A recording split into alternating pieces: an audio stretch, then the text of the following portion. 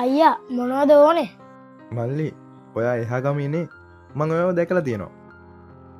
ඇයි මේ පොඩි වයසට හෝටල් වල වැඩ කරන්නේ? ඔයාට ඒව වැඩක් නැහැනේ. ඔයාට ඕන දේ කියන්න.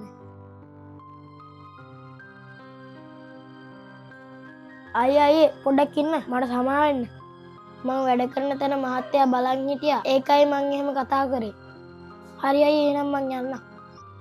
මල්ලි ඇයි දැන් ඉස්කෝලේ යන්නේ නැත්තේ? හැම කෙනෙක්ම කියන එක තමයි අයියා සල්ලි නැහැ. තාත්තා මාව පොඩි කාලෙම දාලා ගියා. අම්මා මේ ලෝකෙම යන්න ගියා.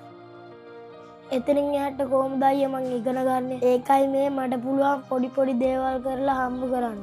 කඩේ මහත්තයා තමයි මට ඉන්න තැනක් දීලා මාව බලා ගන්න. මල්ලි අපේ ගෙදරින් ඔයව බලාගෙන ඉස්කෝලෙත් යවයි. ඔය අපිත් එක්ක ඉන්න කැමතිද? අපේ අම්මට තව පුතෙක් බලා ගන්න බැරි කමක් නැහැ.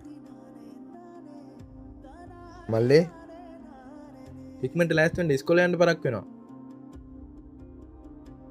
ෂා අද නම් ඔයා ගොඩක් ලස්සනයි. ඇයි අයියා ඔයා මට මෙච්චර සලකන්නේ?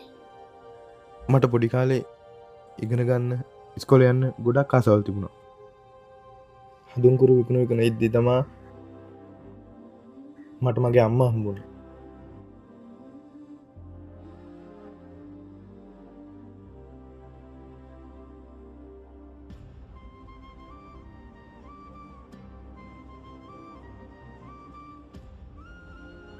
මාව හොඳින් බලාගත්තා.